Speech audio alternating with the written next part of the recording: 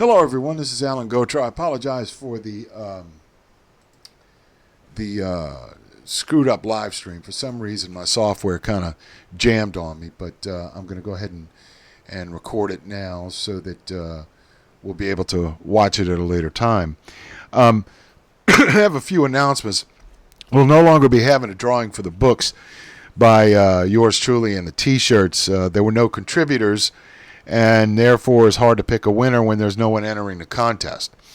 Also, after July, we will only be having one episode a month. It's getting expensive in time for me to produce these by myself.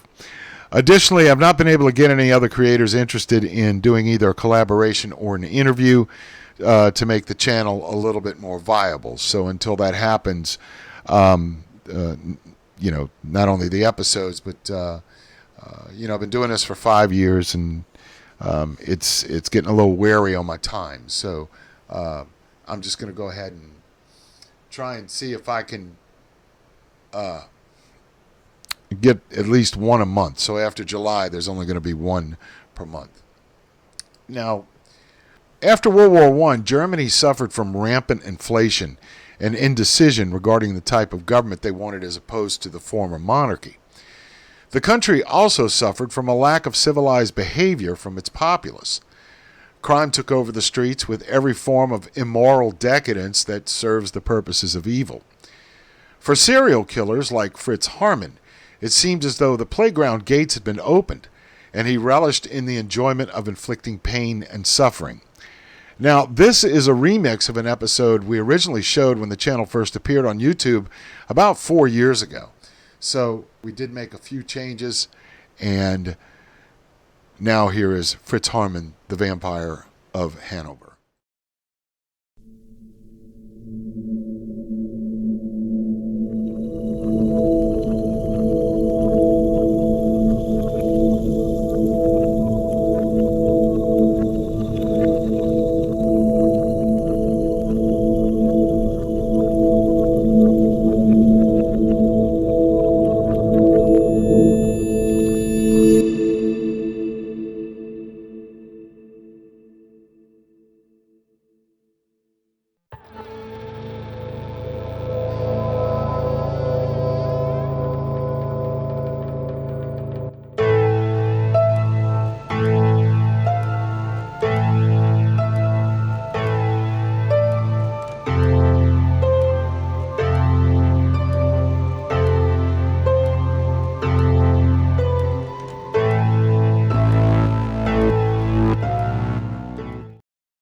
Born in Hanover, Germany on October 25, 1879, Fritz Haarmann was the sixth and youngest child born to Johanna and Ollie Haarmann. Known as a quiet child, people around the youth noticed that when he started school, he acted slightly effeminate. He shunned boys' activities and sought much happiness in playing with girls' dolls. Furthermore, he would wear girls' dresses. He also developed an affinity for cooking and needlework and became very spoiled by his mother. Haarmann's father was known to have married his mother for her money. When they exchanged vows, Johanna brought a substantial fortune to the relationship. Money being his only consideration, the elder Haarmann carried on several affairs during the course of the marriage and contracted the venereal disease, syphilis. The elder Haarmann also paid little attention to his children, but ruled the home with an iron hand.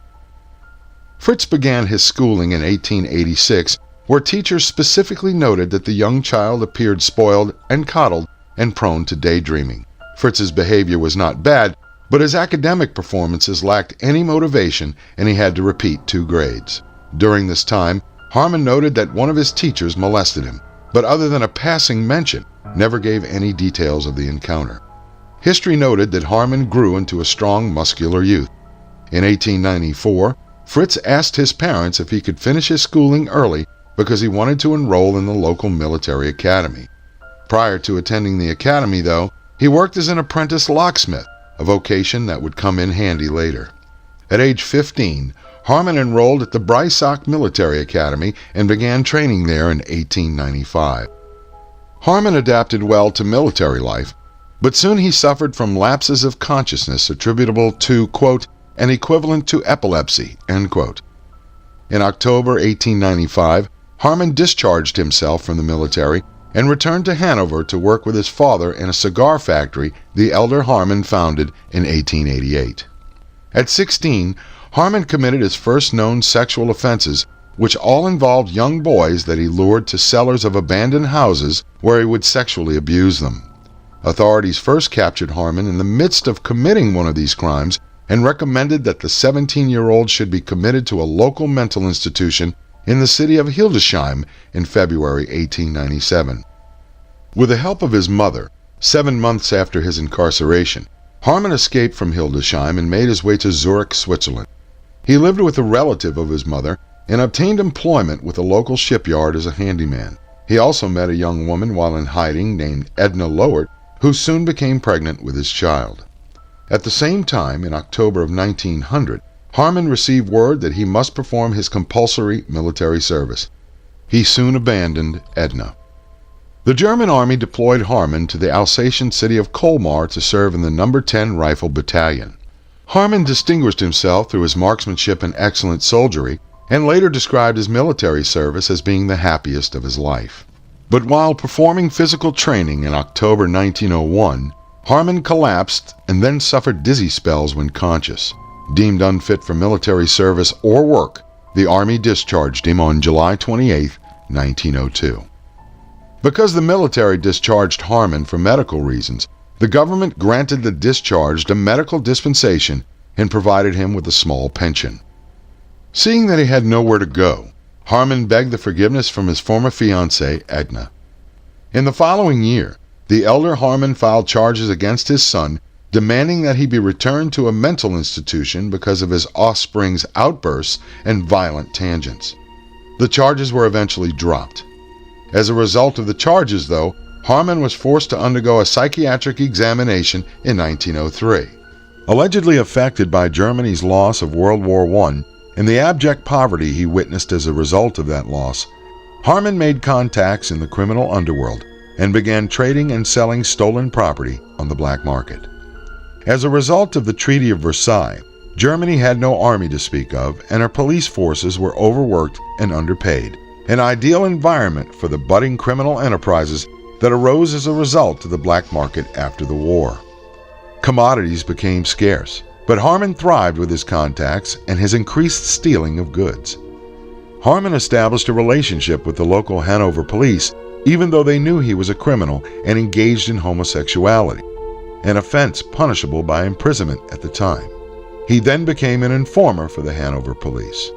The ulterior motive for his ingratiating himself with the local police gained him access to young adult males, his preferred proclivity.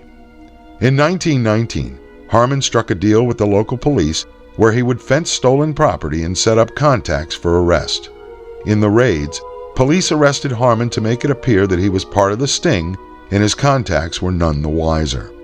As a result of these raids, Haarmann became a trusted police informant and provided some protection as to his assaults on young boys. Haarmann's modus operandi consisted of luring young boys or young men to his apartment by promising them a meal or other accoutrements. Once the victim was put at ease, Haarmann would attack them by biting into their Adam's apple as he strangled his victims to death. Haarmann characterized this biting into the Adam's apple as a, quote, love bite, end quote. Haarmann's first known victim was a 17-year-old runaway named Friedel Roth. Roth disappeared on September 27, 1918, and the youth's friends claimed that they last saw their friend with Haarmann. When the police visited Haarmann's apartment, they found him in the company of a 13-year-old boy who was semi-naked lying on Haarmann's bed. Authorities later charged Haarmann with sexual assault and battery and sentenced him to 9 months in prison. He avoided serving this term throughout most of 1919. In October, he met an 18-year-old boy named Hans Grans, who had run away from home in Berlin following an argument with his father on October 1st. As a result of being penniless, Grans sold old clothes in an attempt to gain money for food before meeting the acquaintance of Haarmann. As the two became more acquainted, Haarmann asked Grans to move in with him to become his lover and criminal accomplice. Over the years of their association, several times Grans would mock Haarmann and Haarmann would evict the young man, but later beg him to come back. The older man related, quote, "I had to have someone I meant everything to," end quote. Haarmann would eventually serve the 9-month prison sentence he received in 1918, and authorities released him in December of 1920. Upon release, Haarmann resumed his function as a police informer and resided in a hotel with Grans until the two secured lodgings with a middle-class family. Through his criminal contacts, Haarmann discovered a vacancy of a small apartment located at 8 Nieuwstrasse alongside the Lane River, and he and Grans moved into that abode on July 1st, 1921. Haarmann committed his second murder on February 12, 1923, when he staked out the Hanover Central Station and met 17-year-old pianist Fritz. Haarmann invited the young man to the residence he shared with Grans. When Frank accepted the invitation, Haarmann brought him to the residence where the youth was introduced to Grans and 2 female companions. One of them was Grans' girlfriend. Grans' girlfriend, who police later interviewed, stated that Grans whispered in her ear with reference to the young Frank, quote, "Hey, he's going to be trampled today," end quote. Early the next day, when the 2 young females went back to Haarmann's apartment, Grans and Haarmann informed them that Frank traveled to Hamburg and would not return. Haarmann later stated that Grans returned unexpectedly and noticed Frank laying naked on Haarmann's bed. Grans then asked, quote, "When shall I come back again?" end quote. 5 weeks later, Haarmann met 17-year-old Wilhelm Schultz at the Hanover station and brought him back to the apartment. After murdering Schultz, authorities never found the young man's remains, but when searching Haarmann's apartment, police found some of Schultz's clothing. Haarmann murdered 2 more young men while occupying the apartment at 8 Nieuwstrasse, 16-year-old Roland Hoek, who disappeared on May 23, 1923, and 19-year-old Hans Sonnenfeld, who disappeared on or about May 31st, and possessed a distinctive article of clothing, a yellow overcoat, that witnesses claim to have seen Haarmann wearing later.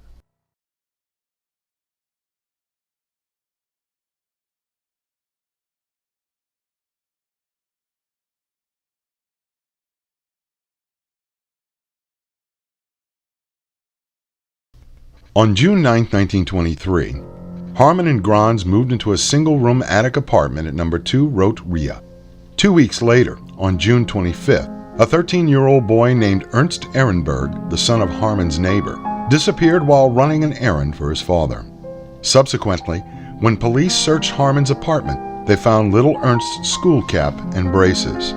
On August 23, 1923, an 18-year-old office clerk named Heinrich Strube was reported missing by the aunt that he lived with at the time. Several of Strube's belongings would be found within Haarmann's apartment after his arrest. 1 month later, 17-year-old Paul Bruniszewski disappeared en route to the city of Bochum. The police asserted that the youth met Haarmann in the Hanover train station, and his belongings were found in Haarmann's apartment as well. On September 30th, 1923, 17-year-old Richard Graf informed his family that he met someone at the Hanover train station who knew, quote, "of a good job for me," end quote. 2 weeks later, on October 12th, 16-year-old Wilhelm Erdner failed to return home from work.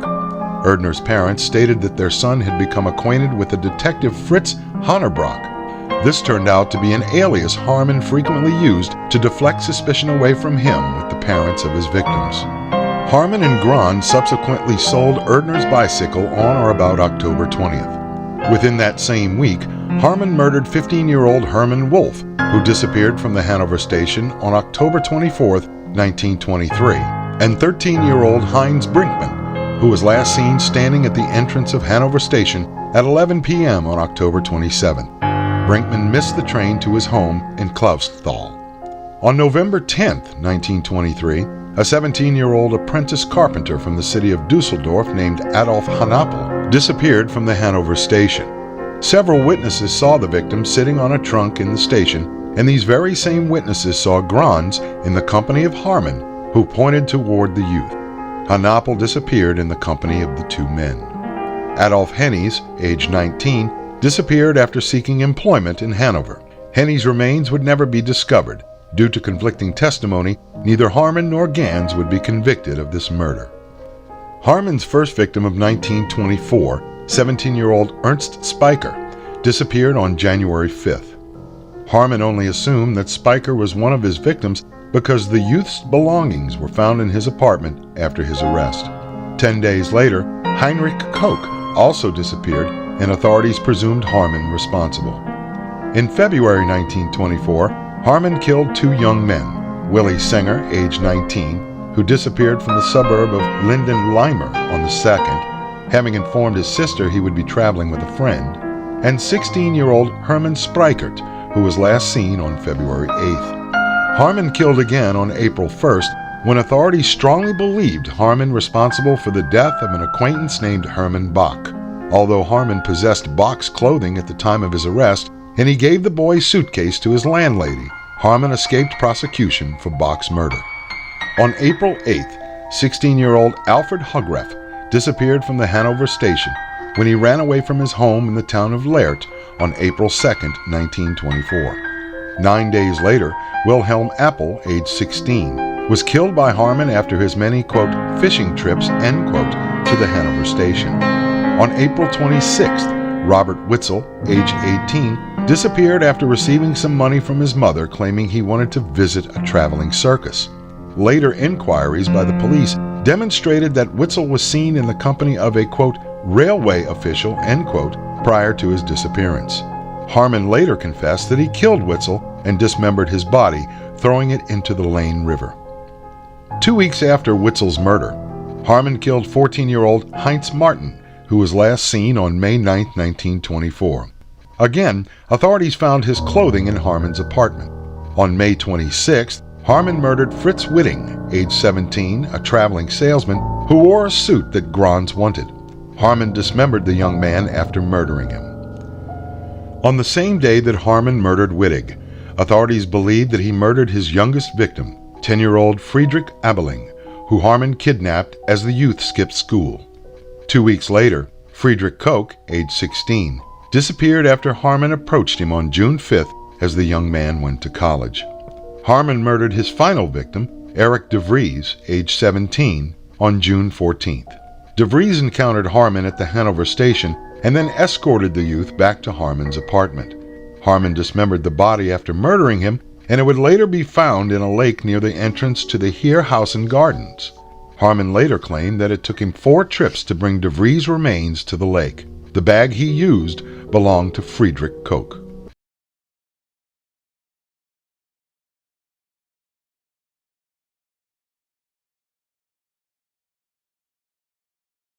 On May 17, 1924, 2 children playing near the Lane River discovered a human skull determined to be between the ages of 18 and 20, bearing evidence of knife wounds.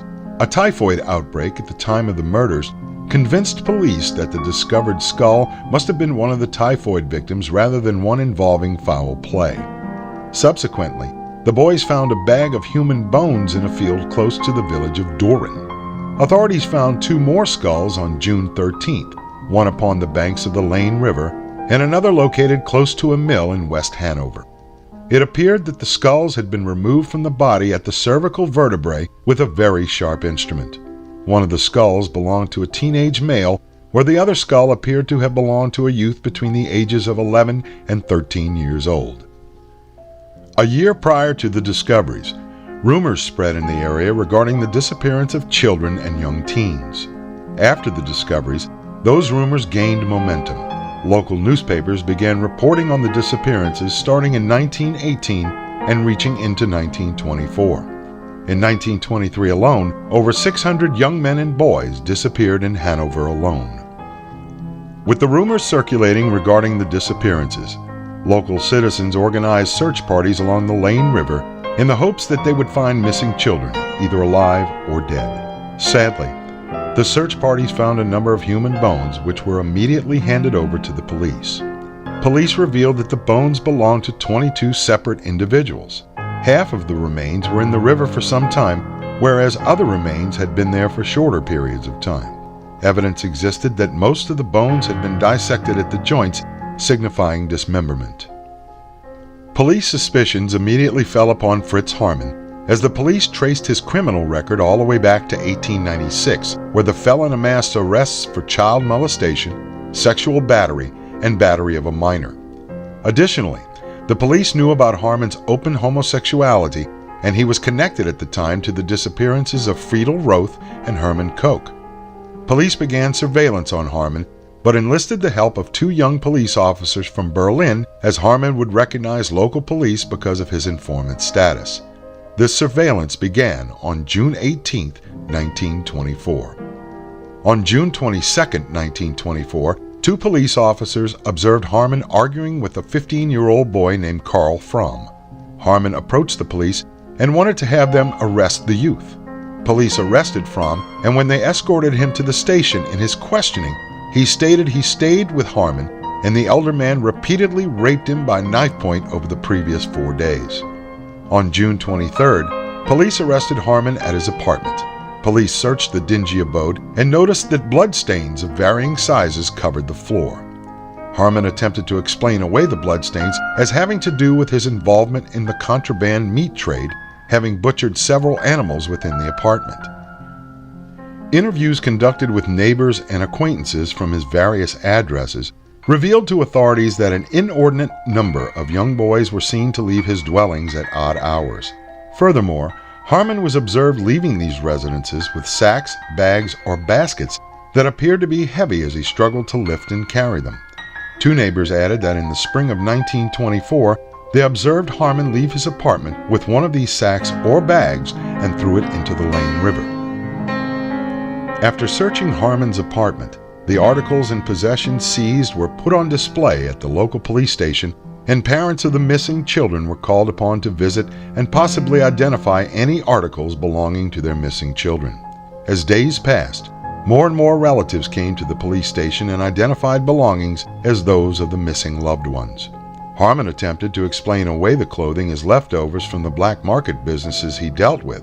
Other clothing, Haarmann stated, were those of sexual encounters with boys he lured to his apartment.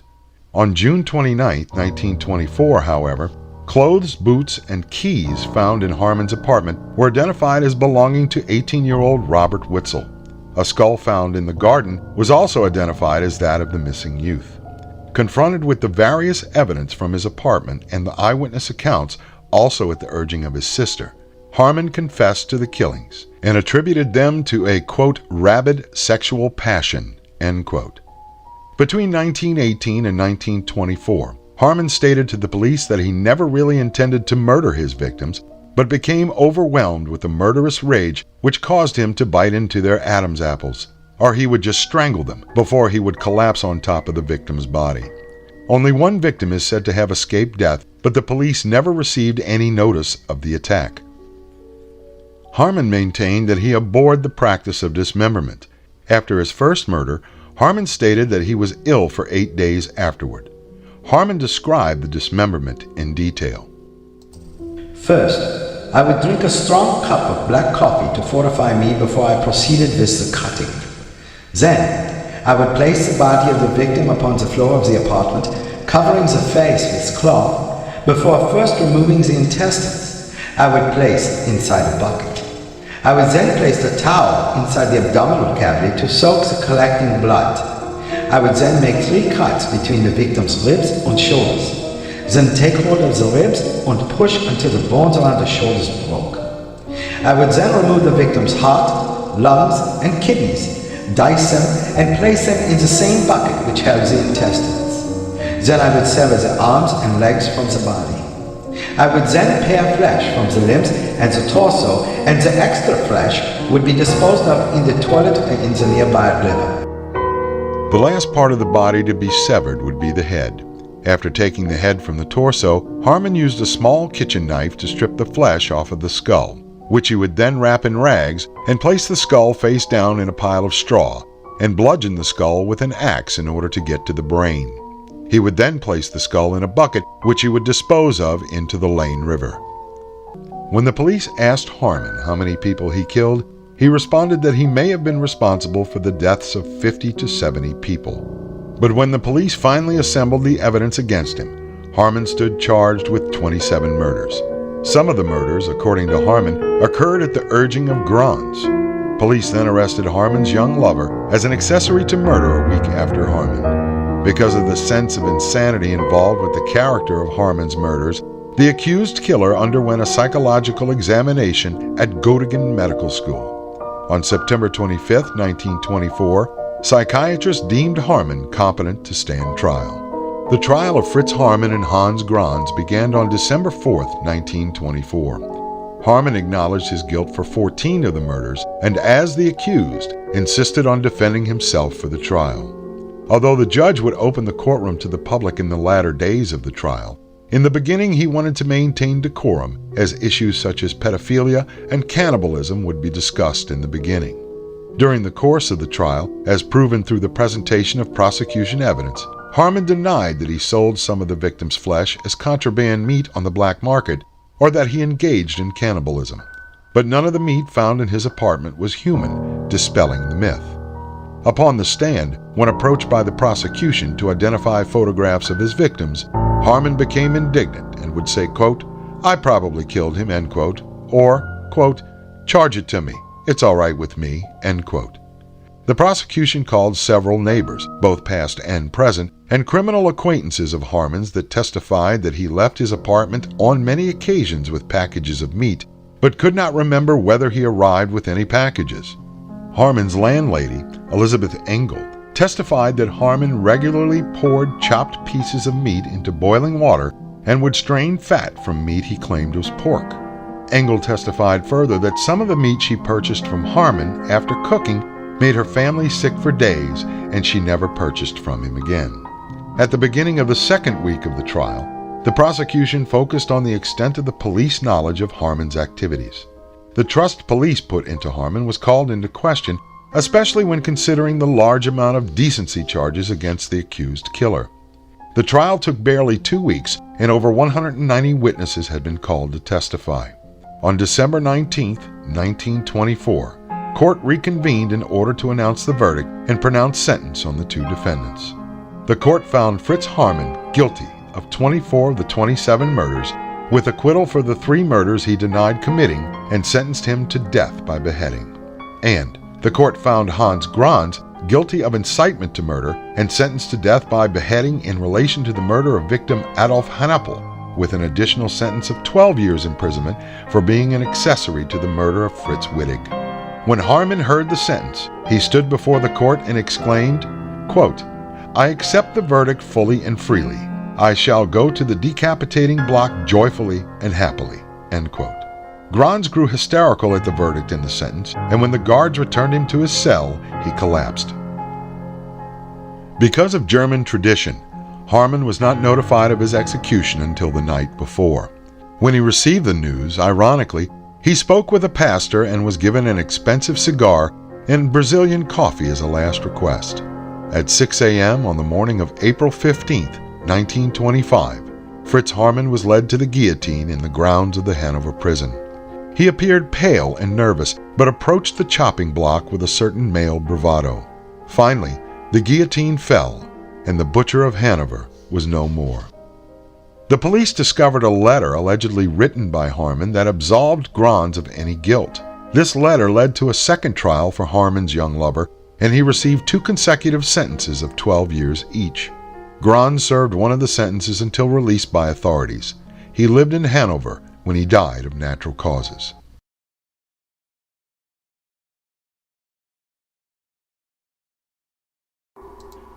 After Haarmann's execution, sections of his brain were removed for forensic analysis. Parts of the samples revealed traces of meningitis, although this did not hold any evidence of psychopathy. Haarmann's head was preserved for future study in 1925 at Göttingen Medical School. The remains of Haarmann's victims were placed into a mass grave and buried in Stokener Cemetery in February 1925. A large granite memorial was placed over the grave in 1928. Several issues arose as a result of the crimes and trials of Fritz Haarmann and Hans Grans. Methods of police investigation were questioned, the treatment of the mentally ill, and the validity of the death penalty.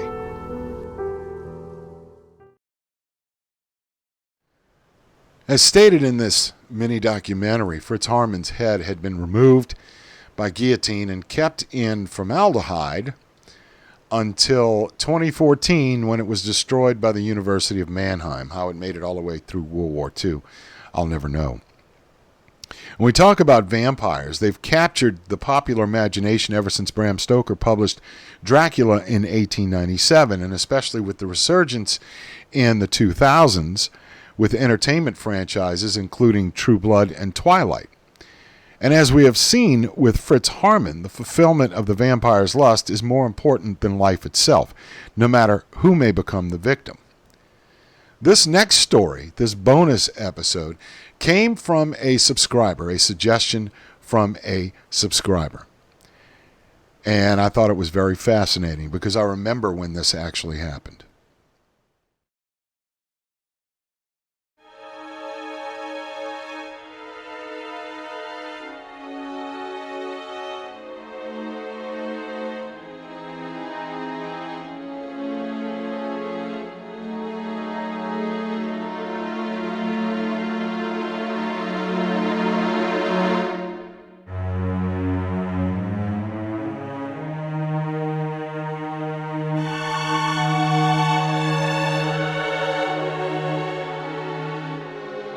Not many will have heard of Eustis, a small city in Lake County, Florida, which is 40 miles from Orlando and has a population of a little over 19,000 people. Of course, there's little reason for you to have heard about what is, for all intents and purposes, an unassuming little city whose call to fame is George Fest, a festival which has been held every February since 1902 in honor of George Washington and which is recognized as the second largest ongoing annual event in the country. Except in November 1996, it was witness to one of the most horrific murders the state had ever witnessed, and which eventually resulted in the killer becoming the youngest person in the country on death row. For 16-year-old Rod Ferrell and his followers of what would be called the Vampire Clan, a blood-fueled fantasy would come to light with brutal reality.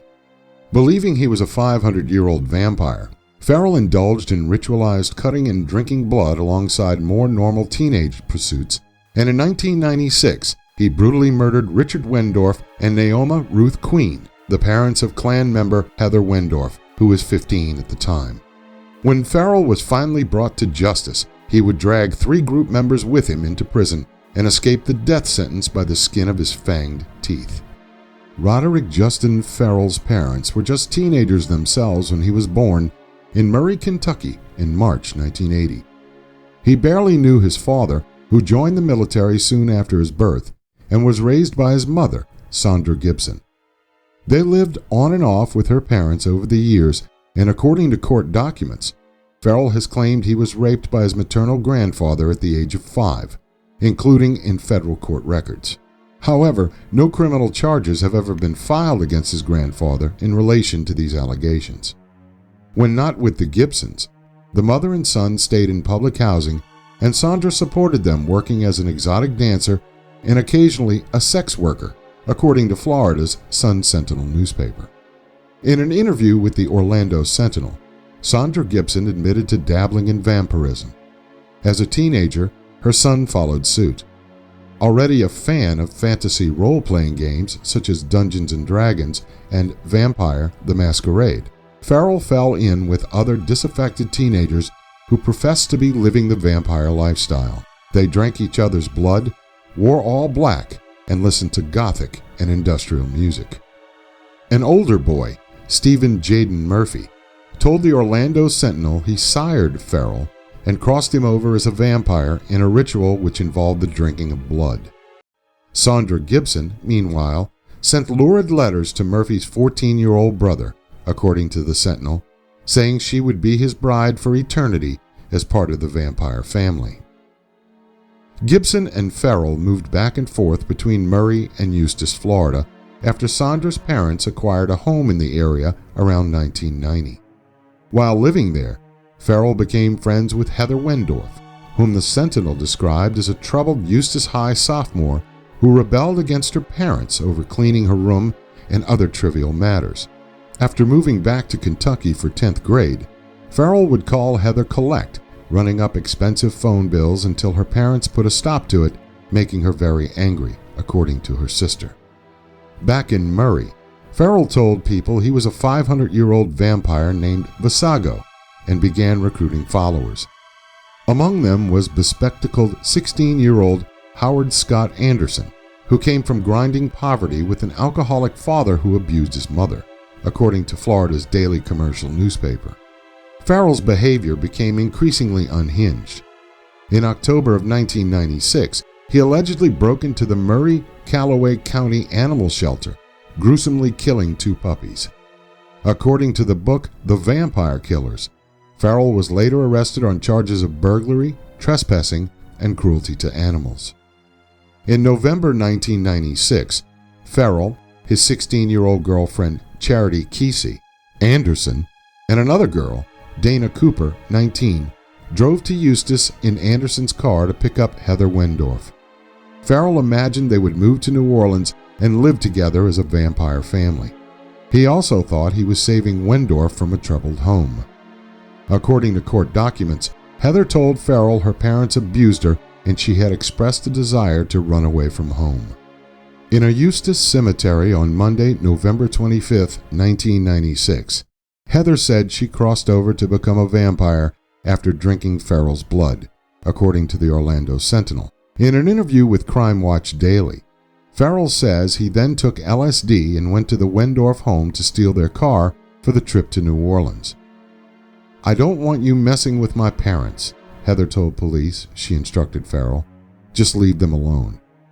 Ferrell and Anderson entered the Wendorf's home through their garage, where Ferrell armed himself with a crowbar. According to court documents, upon encountering the 49-year-old Richard Wendorf asleep on the couch, Ferrell struck him repeatedly on the head, bludgeoning him to death. He was then confronted with Naoma Queen, who had been showering in another part of the house. She threw a cup of scalding coffee on him and Ferrell attacked her, striking her so hard with the crowbar it severed her brainstem, killing her instantly. Ferrell later stated, "By that time, it was pretty obvious. I had blood on me and a crowbar in my hand. I was fixing to say, 'Yeah, I have to have coffee with you, son of a bitch and smartass.' But anyway then, that's when she lunged at me, 'cause I was actually going to let her live. But after she lunged at me, I just took the bottom of the crowbar and kept stabbing it through her skull. And whenever she went down, I just continually beat her until I saw her brains falling on the floor, 'cause that pissed me off." As part of their ritualistic demeanor, the assailants then burned the bodies within the house and then danced around the bodies. Ferrell and Anderson searched the house for valuables and left after stealing a credit card, some jewelry, and the family's blue Ford Explorer. Jennifer Wendorf, Heather's 17-year-old sister, discovered their parents' dead bodies when she returned home from work that night. Heather wouldn't realize her parents had been killed until after she left town, according to the Orlando Sentinel. On November 27th, murder warrants were issued for all 5 teens, including Heather Wendorf. After 4 days on the run, police caught up with the group on November 28th. The Associated Press reported they were tracked to Baton Rouge, Louisiana, after Charity Kesey called her mother. The press soon went wild with stories of the vampire clan, as they were called in the British newspaper, The Independent. In the aftermath of the arrests, Ferrell played the role of vampire supervillain to the hilt. In an interview with the Orlando Sentinel, he claimed he was being framed by a rival group of vampires, that he had multiple personalities, and that he was trying to ditch being a vampire. When photographed, he would stick his tongue out or sarcastically say, "God bless America." Despite his shows of defiance, Ferrell upended expectations when he pleaded guilty to 2 counts of murder in the first degree at the start of his trial on February 5, 1998. He accepted responsibility and he wanted to live, his attorney said, and his mother broke into tears, according to the Chicago Tribune. Weeks later, he was sentenced to death, with CBS News reporting Circuit Judge Jerry Lockett saying, "I think you are a disturbed young man. I think your family failed you. I think society failed you." For his role in the Wendorf murders, Howard Scott Anderson pleaded guilty in April of 1998 and received 2 life sentences, reported the Chicago Tribune.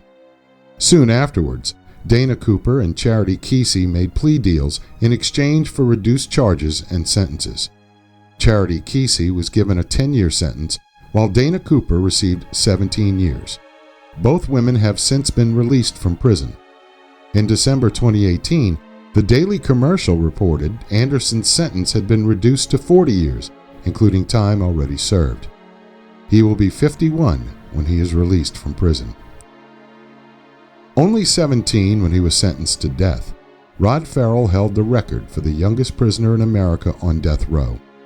In November 2000, the Orlando Sentinel reported Ferrell's death sentence was commuted to life in prison after the Florida Supreme Court ruled defendants must be 17 or older when they committed a crime for execution. Twice, grand juries declined to press charges against Heather Wendorf for having any part in the murder of her parents.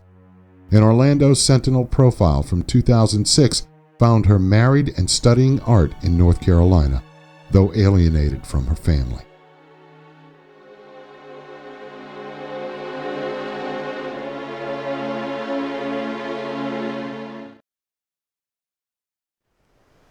If you enjoyed our presentation here on True Crime Man's Dark Imagination, hit the like button, subscribe, and hit the bell to be notified of any future episodes. Also, we're on PayPal, GoFundMe, and Buy Me a Cup of Coffee. If you feel like donating to the channel, please feel free. Until next time.